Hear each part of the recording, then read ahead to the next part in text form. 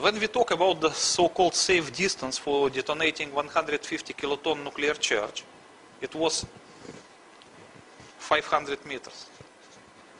You remember I explained it to you. So when we made the nuclear explosion at the depths of 500 meters, it will create a cavity of 100 meters, and still there is a 400 meters of the soil. To filter. Yes, so when the radioactive gases will try to reach the surface by the crevices of the rock or whatever, they will be filtered on the way. And the thickness of filter will be like 400 meters at least. So it will tremendously decrease the radioactivity. But in the case of the World Trade Center was another story, because the tower was only 27 meters below surface, and the position of the charge was another 50 meters. So from here to here is 77 meters. And 50 meters, or even a little bit more than 50 meters, was occupied by the cavity. And the filter was not more than 25 meters, compared with the 400 here. Yes. But even this 25 meter would not serve actually as a filter, because in the next second they just fell into the cavity and just melt there, so there was no filter at all. So all the radioactive gases escaped through the open hole, just to the atmosphere. So anyone who was walking around here, or Manhattan residents, or the ground zero workers, or whoever, when they inhaled the radioactive vapor, that was their main source of the radioactive exposure.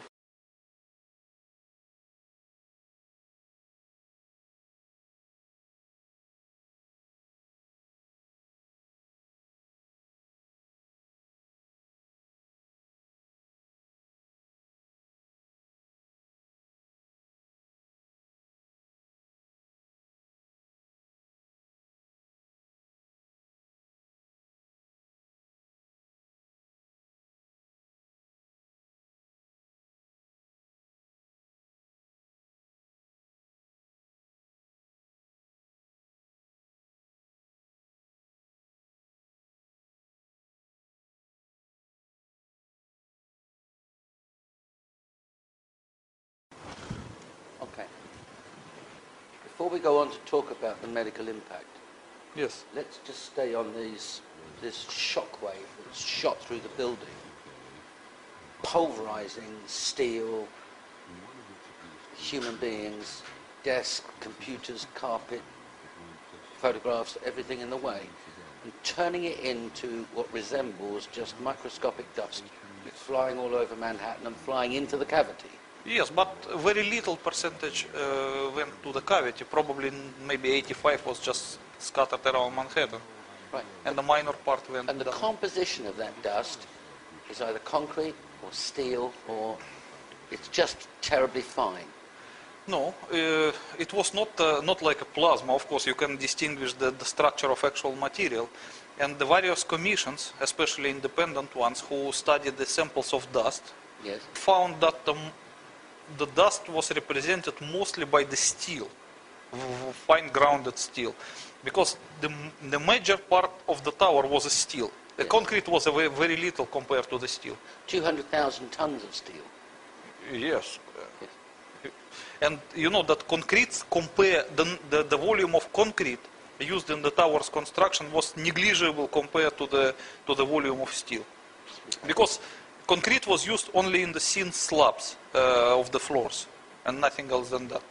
Okay, So that's why the most part of the dust was represented by steel dust, while some minor part was also a furniture dust, carpet dust, concrete dust, and of course a human being dust, because human beings were reduced to the same state. You have 210-story office buildings. You don't find a desk. You don't find a chair. You don't find a telephone, a computer. The biggest piece of a telephone I found was half of the keypad, and it was about this big.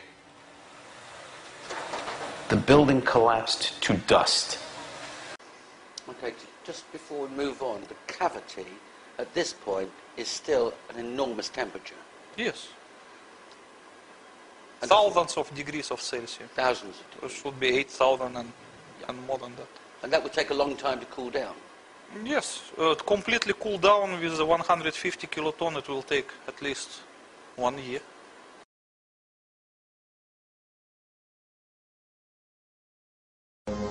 This is how it's been since day one.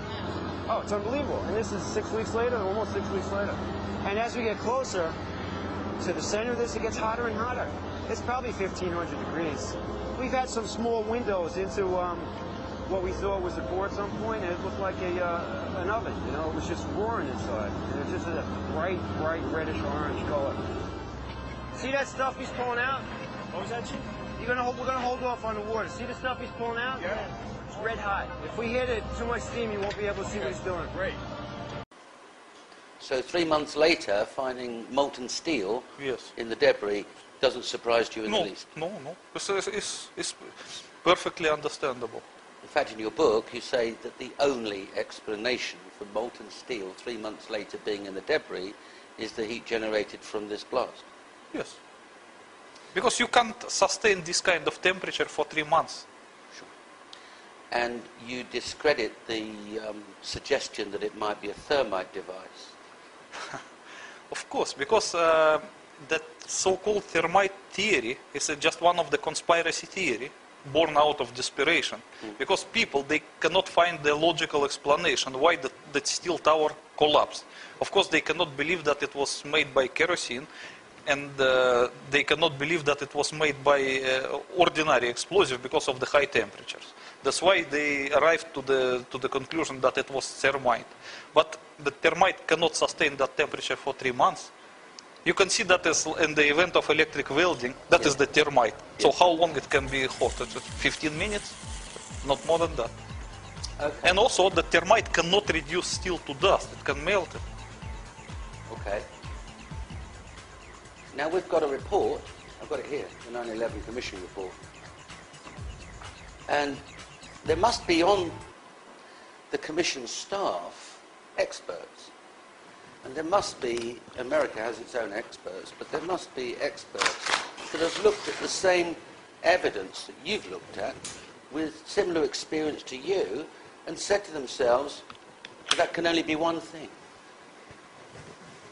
It can only be a nuclear device. Yes.